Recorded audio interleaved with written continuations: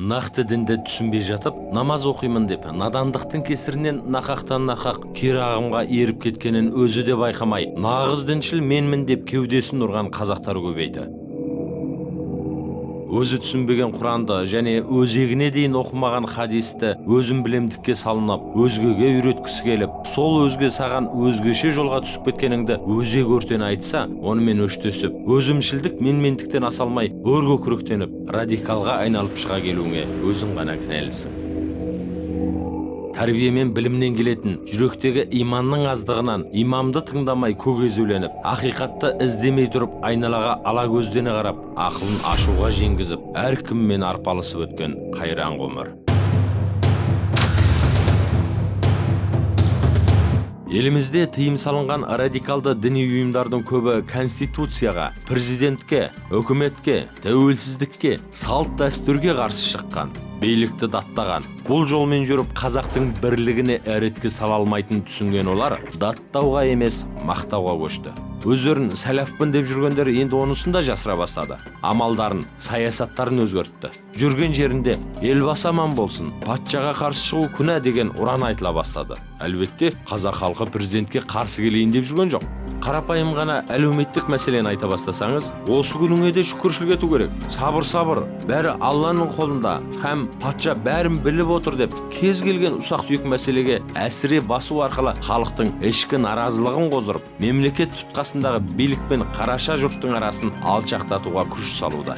Әсіре мақтау арқылы билік өкілдерін алдап арбауға көшті. Осылайша өздерінің бетпердесін жауып, ар жағында қазақтың салт дәстүрін балталай бастады. Қазақтың мәдениеті ең бастысы бірлігінің ұйытқысы болып отырған дәстүрге ауыз салулары өте қауіпті үрдіс.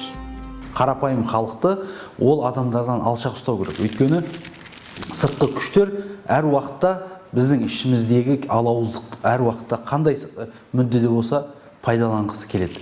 Сондықтан олар былай айтқан кезде тыйым салыну керек, оларға қадағалану керек, ол қарау керек. Өйткені ол біздің еліміздің, дініміздің тыныштығы үшін. Қазақстанның теолог дінтанушы ғалымдары салафизмді зерттей келе газет бетіне ойларын былай деп ашық жазған. Ұлт деген ұғымды жат санайтын салафилік идеологияға мемлекеттің тірегі болатын ұлттың рухани құндылықтарын, төл тума мәдениеті мен салт дәстүрін, тіпті мұсылмандық тарихында жоққа шығару тән. Салафилікті ұстанушылар қазақтың кішіпейілдік пен құрметтен туындаған ізгі дәстүрлерін Аллаға серік қосу, бидғат деп негізсіз айыптап, тарихқа тағзым іспетті зиярат мәдениетін терістеуде. Қазақ даласында бұрын соңды болып көрмеген қабір қирату секілді қасиетсіздік те салафилік ағым өкілдерінің ортасында орын алды. Олар намаз оқымайтын мұсылмандардың өзін кәпірге шығарады. Намаз оқымаған үшін ата-анасынан ол қызын бездіріп, оларды оқшауланған жамағаттарға тартып, отбасының күйреуіне соқтырып отырған көптеген зардапты іс-әрекеттерге салафилікті ұстанушылар себеп болып отыр. Хижап кигізіп қоямын дейтін, сені құрбандыққа қылам дейтін еді, арманына жетті. Кеше тал түстеуге алдың күні, әкесі мен шешесінің көзінше шамамыз келмей қалды, пышақтығы болып тұрды. Адам соншалық зорлап, азаптап, қинап, бұл енді хайуандық. Ол Сирияға кететін содырлардың өз басталатын осы. Бірінші отбасы жанұясына жәбір көрсету. Мына үлкендер тыңдамау, имамдар тыңдамау, отаны туралы ойламау. Солар әрине баратта ана жақта бұдан артық зорлық көрсетеді. Неке мәселесіне жауапсыз қарайтын салафилік жамағат өкілдері арасында уақытша некені заңдастыру әбден белең алған. Ата-аналарының келісімінсіз жамағаттағы әлдебіреулердің куәлігімен неке қия салатын жұптар да дәл солай ешбір жауапкершіліксіз оңай ажырасады. Ер адамның көңілі қаламаса, үш рет талақ айтып ажыраса салу, отбасы және бала алдында ешқандай жауапкершілікті сезінбеу салдарынан жамағат ішінде қолдан қолға көшіп жүретін қыз-келіншектер, кімнен туғаны белгісіз балалар көбейген. Ел ішінде мұндай келеңсіздіктер артып келеді. Салафилік ағым өкілдері өздеріне тән намаз оқу үлгісімен еліміздегі мешіт жамағатынан ерекшеленуге тырысып, ғасырлар бойы жалғасқан діни тәжірибе сабақтастығын күйретуде. Қоғамдық орын болып есептелетін мешіттердің ішкі тәртібін сақтамай, жамағаттың бірлігі мен имамдардың беделіне нұқсан келтіруде. исламның рухын түстеп танымаған, діннің мазмұнды қырына емес, тек формалық жағына мән беретін, сақалды, қысқа балақ пен хиджабты мұсылмандықтың тікелей көрінісі ретінде танытуға тырысатын салафилік ағымның даму атаулыны қабылдамайтын шектеулі дүниетанымы мұсылмандар үшін де аса қауіпті. Құран аяттарын тура мағынасында ғана қабылдау керек. Оны ақылмен пайымдауға болмайды деп адасуларына да сол шектелушілік себеп болған. Осы кертартпа көзқарастың салдарынан ислам ғұламаларын, мазһабтар тағылымын мойындамау, ұлттық дәстүрлерді, мәдениет пен тарихты теріске шығару, исламдағы зайырлы қағидаттарын, дінаралық сұхбатты, толеранттылықты жоққа шығару, жихад ұғымын бұрмалап, тек қарулы соғыс мағынасында түсіндіру секілді көптеген қате түсініктер қалыптасып, ғасырлар бойы негізсіз қан төгіске ұласып келді. Сол теріс түсініктер қазір қазақ топырағында жалғасып, лаңкестік әрекеттерге жол ашып отыр. Сәләфилік жайлы ашғарилер мен матуридилердің көзқарасы. Сәләфилік дегеніміз, исламды салих сәләфтің түсінігімен түсініп, олар амалға асырған іс-әрекеттерді сол қалпында қабылдауды мақсат тұтқан ағым. Қазіргі Сауд Арабиясы территориясындағы Нәжд аймағында пайда болған Мұхаммед бин Абдул Вахаб негізін қалаған вахабилік қозғалысы кейініректе сәләфилік деп аталып кеткен. Вахабилер фихи мәзһаб ретінде Ибн Таймия мен оның шәкірті Ибнуль Қайымның жолын ұстанады. Олар фикх ғылымында қолданылып жүрген истихсан, истислах, мәсәләхи мүрсәлә деген сияқты қисынды дәлелдер ұсынған Ханафи, Малики, Шафи және тағы басқа да мәзһабтарға бидағатшылар деген айдар тақты. 2014 жылы Ат-Такфир уәл-Хиджра ұйымына тыйым салынғанда өздерінің барлық теріс пиғылды идеяларын тәкфіршілікке аударған салафилер енді күмәнді көзқарас атаулыны уахабилікке жауып, өздерін ақтап алуға тырысуда. Салафилікті уахабиліктен бөлек ағым ретінде таныту мақсатында жасанды зерттеулер жүргізіп, қалыпты салафизм деген жалған идеяны негіздеуге күш салып жатыр. Дәстүрлі емес ағымдардың өзін айыптамай, олардың тарала бастағанына Қазақстан мұсылмандары діни басқармасын кінәлап, ел назарын басқа тарапқа бұрып әлек. Яғни барлық радикалдық қимылдардың ордасы болып отырған салафилік ағым тағы да қой терісін жамылған қасқырдай заңды тыйымнан тыс қалуға жан таласа күрес жүргізіп жатыр. Қазақстанда мынау сараптаудан жаңағы 600 кітап тыйым салынса, соның ішіндегі 320 кітабы мына сәләбиттер бағындағы кітап.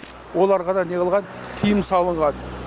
3 негіз, 4 негіз, кәшфи шубухатта оқиды деген сияқты. Мысалы, бас көтеріп жатқан ағымдар бар. Мысалы, оның бірі сәләфизм.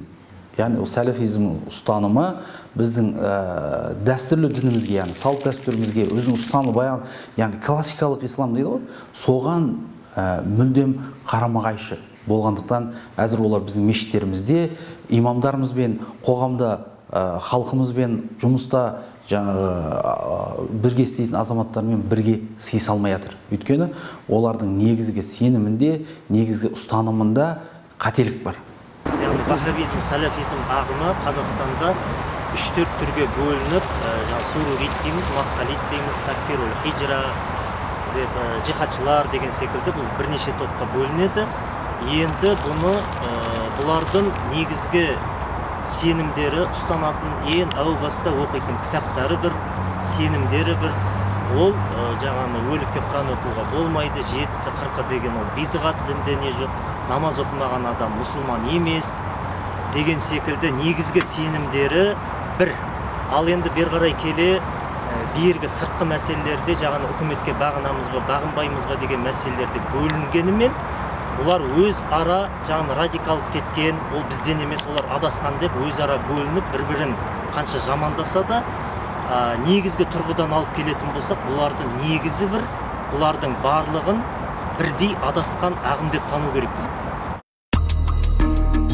Қазақстан Республикасы жоғарғы сотының 2005 жылғы 15 наурыздағы шешіміне сәйкес Талибан қозғалысы экстремистік және террористік ұйым ретінде танылды. Ал осы талибандар салафи уахабилік түсініктен әсерленгендіктен ханафилік мазһаб ерекшелігімен ұқсастығы жоқ. Себебі ислам дінін қатқыл бейнеде селқос түсінетін талибандар өз халқына есепсіз зұлымдық жасады. Басқаша айтқанда, исламды әлемге жексұрын етіп көрсетті. Ал сенім негіздері Ибн Таймия, Ибн Әл-Қайюм Әл-Джаузия және Мұхаммед Абдул Вахаб салафилік принциптер. Аналарын, әкелерін әйелдерін, бала шағаларын тастады. Не үшін тастады? Таным, әсіресе діни танымда абсолютті ақиқат деген өлшем бар. Ал абсолюттік ақиқат деген өлшем ол білу, тану яки білім не таным емес, ол сенім, яғни иман. Сондықтан да абсолютті ақиқат деп қабылдаған танымымыз біз үшін еш дауласуға, пікір таластыруға келмейтін нәрсе. Адамның мұндай интеллектуалды халі діни танымнан яки идеологиядан туындайды. Сондықтан бүгінгі қоғамдағы діни танымнан туатын догматизм, осы догматизмнен туатын радикализм өте қауіпті деңгейде тұр. Таблиғи жамағат. Таблиғ сөзінің мағынасы араб тілінен аударғанда жеткізу, хабарландыру, ескерту. Ал жамағат сөзі топ, құрылым деген мағыналарды білдіретін халықаралық ұйым. Таблиғи жамағат ұйымының ерушілері саналы санасыз түрде террористер ұстанатын радикалдық идеологиядан аса ерекшеленбейтін сеніммен жүреді. Дінге бет бұруды ойлағандардың басым көпшілігінің радикалдануының алғашқы қадамы таблиғи жамағат қатарына қосылудан басталған. Француз басылымдарының жазуынша, ислам атын жамылған экстремистердің 80% осы ұйымның қатарынан шыққан. Ұйымның негізгі орталықтары Үндістан, Пәкістан және Бангладеш елдерінде. Ержан атын ойдан шығарып отырмыз. Бұл азаматты да көшеде сүннет киім киген бір жігіт жолықтырады. Әркімнің жүрегінде мешітке барсам, намаз оқысам, қалған өмірімді адал өткізсем деген сезім болады. Сол кезде тап болдым дейді Ержан. Олардың жұмсақ тіліне ере жөнелген. Дағуатын тыңдап, таблиғи жамағат ұйымына кіріп кеткенін өзі де сезбеген. Таблиғи жамағаттың мақсаты ол алдымен өзіне қарапайым халықтан адам көбейту. Адам көбейтіп, адам көбейген сайын оны бірінші халықты мойындату, екінші сол мемлекеттегі өкіметті мойындату. Яғни біздің барымыз осы жерде деп.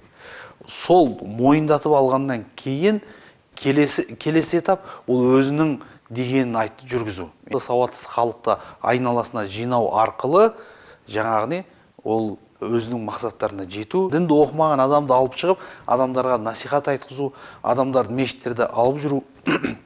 Бұл көптеген келеңсіз жағдайлар туғызады. Сырт көзге қарағанда негізі мақсаттары бұлай дінге шақыру сондай жақсы жағынан көрінеді бірінші кезде. Бірақ келе бірте сол арасында жүрсеңіз көре бересіз қандай екен, не екен мысалы. Ол жерде мысалы таблиғи жамағатта ешқандай қазақтың мысалы салт дәстүрін ұстанбайды. Айына 3 күн бересін, жылында 40 күн, бір жылдың ішінде 4 ай беруің керек, мысалы бала шағадан жырақта жүруің керек шетте. Бәрі Алладан болады, мақұлық аспаптан болмайды деген девиз бар біздерде мысалы. Сондай қолданасында бәрін ұмытасың, еш жерде жұмыс істемейсің, азынан кешке дейін осы 24 сағат бойы мешітте жүресің. Уағыз тыңдайсың, уағыз айтасың, қатарыңды толтырасың, бәрі бір Алладан болады деп жүре бересің. Ешкім қаржыландырмағандықтан бала шаға да аш қалады, кейін отбасыңнан айырыласың. Сөйтіп жағдайың қиындай бастаған кезде ғана санаң оянып түсіне бастайсың. Бірақ түсінбей кеткендер қаншама. Енді 2005 жылдан бастап осы уақытқа дейін есептесеңіз 11 жылдай араларында жүрдім. 2 жыл бұрын Бангладеште болдым дейді ол. Балаларға ешқандай телевизор көрсетпейсің, оқытпайсың оларды. Жалпы саясаттан аулақ болады, только діннің жолында ғана жүреді. Әйеліңді сонда жаңағы киіндіріп, хиджабын кигізіп, ешкімге көрсетпей, үйде сақтайсың, ешкімге көз сақтатасың, жаңағы ешкімге көрсетпейсің. Негізі қазақтың біздің салт дәстүрге өте жат ағым негізі. Астана қаласы Сарыарқа аудандық сотының 2013 жылғы 26 ақпандағы шешіміне сәйкес таблиғи жамағат ұйымына Қазақстан аумағында шектеу қойылды. Негізгі таблиғи жамағатты біздің мемлекеттің 2013 жылдан бастап негізгі бұл ағымға тосқауыл қойды алдына. Бірақ енді сол ағым 2013-тен кейін бізде жамағаттар екіге бөліне бастады. Біреусі ашық түрде жасайтындар, екінші жабық түрде жасайтындар. Негізі Қазақстанда әлі де болса жүріп жатыр мына ағымдардың десе. Соны негізі халыққа түсіндіріп, жеткізіп айту керек, негізі байқау керек, абайлау керек дегенде мынау. Мына сүннет киім киіп көшеде жүргендер негізі ашық деп есептейді. Алда бұлай сақалы бар, жай киім киіп жүргендер, олар жабық дейді. Негізі ұстаздардың бұл жерде көбісі біразы сотталып кетті. Ұстаздардың енді атын жекелеп айтпай қояйық. Оны білетін шығар енді өздері жігіттердің осы ағымда жүрген жігіттері. Жалпы негізі бұны қойып, кәдімгі өзіміздің мемлекеттік берілген ұстаныммен ұстау, салт дәстүрді ұстау керек. Хизбут Тахрир ұйымы талай қазақтың тағдырын тәлкек етті. Талай жастың миын улады. Уланғандардың бірі Біржан. Атын әдейі ауыстырып айтып отырмыз. Алматы қаласында жұмыс іздеп келген көп қазақтың бірі көк базарда сауда істеген, пәтер жалдап тұрған. Қасындағы екі көршісі намаз оқып жүрген жігіттер екен. Біржанға діни уағыз айта бастайды. Бірақ енді ең алғашында олар хизбут туралы ештеңе айтқан жоқ маған, ешнәрсе айтқан жоқ. Ислам дінін қабылдасаң, жағдайың жақсарады, жаман қылықтардан не қыласың. И соның ортасында аздап қосатын болды. Мысалға, мына біздің мемлекеттің хал ахуатын, жағдайын, халықтың жағдайын мысалға келтіріп, егер мемлекетімізде ислам орнаған болса, шариғат болған болса, біз бұндай күнде тұрмайтын едік, бәріміз бірдей болатын едік. Мына адамның оймен жасаған конституция ол заң емес, біз Алланың берген заңымен жүруіміз керек, Құранмен жүруіміз керек деген біраз әңгімелер болды. Ең ортасында әдеби кітаптар болды, есімде болса, хизби ұйымдастыру, демократия көпір жүйесі, халифат, аль-Ваи деген кітапшалар болды. Солардан оқып білім алатынбыз. Жол деген кітаптар болды Хизбут Тахрирдің. Жалпы бұл ағымға кірген адамдар негізінде діни сауатсыздықтан, яғни діни мағлұмат, діннен ешқандай хабары болмаған адамдар көбінесе душар болады. Оларға әуел осы Хизбут Тахрирдің жаңағы насихаттаушылары кездескен кезде біз әділеттік бір үкімет, яғни сондай пара алмайтын, елді әділеттілікпен, исламмен басқаратын, пайғамбарымыздың заманындағыдай мамыражай, сондай бір уақытты алып келетін, сондай бір халифат құрамыз, сондай бір мемлекет құрамыз деп, сол мақсаттарды айтып, оларды адамдарды алдайды. Яғни оған кірген адамдар көбінесе діни сауаты болмаған, немесе діннен хабары болмаған адамдар осындай ағымдарға кіріп кетеді. Арада бірнеше ай өткен соң өзіміздің бауырларымыз деп Алматыдағы пәтер жалдап тұрған 7-8 жігітпен жолықтырған. Нағыз исламды қабылдап жатыр деп оны таныстырған соң Біржан Құранға қол қойып ант берген. Кейін соңында түсінгенім, мен байғат қабылдағаннан кейін, Құранға қол қойғаннан кейін маған ашып айтты. Хизбут Тахрир партиясы деді. Бұл партияның өзінің негізгі мақсаты халықты өкіметке қарсы қою, конституция заңын бұзу. Адам заңымыз, ата заңымыз конституциямен емес, дінмен, ислам дінімен жүру керек деп. Ашық тұрып айтады. Әрқайсыңыздың өзіміздің міндетіміз болды. Хизбут Тахрирдің парақшалары болатын, ол кезде интернеттен шығаратынбыз, соңын өзіміз көбейтетіміз, серіктестен көбейтіп, соны сауда орындарда, автобустарда тарату керек. Мақсатымыз мүмкіндігінше жас балаларды партияның құрамына кіргізу. Құранды оқытады, бірақ Хизбут Тахрирдің жолымен жүретін арнайы кітаптарды көбірек оқитынбыз. Соңында оппозицияға айналдым. Оппозиция болғанда ислам дінінде жүретін оппозиция болдым. Өкіметке қарсы бірнеше акцияға шықтық. Мешіттің айналасында жүрдік, елбасын, депутаттарды жамандадық. Қас жауымыз полиция мен ұлттық қауіпсіздік комитеті болды, дейді ол. Ислам дінін қабылдаған кезде өзімнің ата-бабамның тұтынған ислам, мешітке бару керек, сұрақ қою керек, мешіттегі адамдармен сөйлесіп, наиб имамдардың айтқанымен жүру керек. Жоқ, мен көшеден келген адамдардың айтқан ақылына еріп кеттім де, адастым. Әңгіме жоқ, адастым. Одан кейін полиция қызметкерлері келді, КНБ-лар келді, күнде үйіме келеді, тексереді, жанындағы 2-3 бала ұсталып кетті, сотталып кетті. Олардың не үшін сотталып кеткенін мен соғыққа шейін түсінбедім. Кейіндеп қаша бастадым. Бірақ қашқаннан да еш пайда түспеді. Сонымен КНБ-ның балалары келіп, бір күні алып барды, мешіттерге апарды, имамдармен кездестіргізді. Енді ислам дінін ашып қолыма қойып берді. Сол кезде ғана өзім сабама келе бастадым. Уже ой тоқтата бастадым. Бірақ ой тоқтатқанда 2000 жыл мен 2008 жылдардың арасында 8 жылда құрдан босқа уақыт жоғалттым. Әке-шешеммен араласпай кеттім. Туған туысқандармен араласпай кеттім. Жолдастарым бәрі араласпай кетті. Сол жерде тұрған өзіме Хизбут Тахрир келтірген балалардың өздері сотталып шыққаннан кейін Хизбуттан бас тартты. Сол себептен қазір Өзбекстаннан, Қырғызстаннан ол кезде келетін. Мысалға қорымыз болатын, айына тапқан ақшамыздың 10%-ін өзіміздің әмірімізге беріп отырамыз. Ол ақша қайда кетіп жатыр, не істеп жатыр, ол туралы сұрақ қоюға бізге болмайтын. кейіндеп түсінсем, ол жиналған ақшаны әмірлеріміз өздерінің керектеріне жаратады екен. Ештен кеш жақсы. Бір жанның қазір көз ашылып, имамдардың айтқанымен жүреді. 5 уақыт намазын оқып, Әбу Ханифа мазғабына оралған. Спортпен шұғылданады. Тұрақты жұмысы бар. Бала шағасын өсіріп, отбасымен бақытты өмір сүріп жатыр. Тегіңді сақтаймын десең, ұлыңды тәрбиеле. Ұлтыңды сақтаймын десең, қызыңды тәрбиеле. Қазақ бұрын қалай тәрбиеледі? Ұшақ ауыз сөзбен тәлім берді. Ұят болады, обал болады, жаман болады. Ұят болмас үшін ұятты істен аулақ болуға тырысқан. Ертең елдің бетіне қалай қараймын демес үшін, жұрттың көзіне тіке қарау үшін арсыздыққа, ұятсыздыққа бармаған. Жаным арымның садағасы деп Абайды айтқан. Өйткені өлімнен ұят күшті. Біреуге қиянат жасамау обал болады. Обалы тиеді. Себебі Алла бәрін көріп тұр. Судың да сұрауы бар. Жамандықтан аулақ жүрсең, жаман болмайсың. Жақсының шарапаты тиеді. Жаманның кесепатынан сақта. Сақта деп Алладан іште тілейміз. Өзіміз сол жаманнан жиреніп, жақсыдан үйреніп, адал жолмен жүруге ұмтыламыз. Жамандыққа жуымай, ұятымызды сақтай отырып, біреуге обал болмасын деп, әр істі алдын ала ойлап барып істесек, иманыңыз берік бола түседі. Абай атамыз айтқандай, адасқанның алды жөн, арты соқпақтың кейпін кимес үшін, алдымен қазақтың дәстүрін миыңызға сіңіріңіз. Сосын барып дін жолына түссеңіз, адаспайсыз.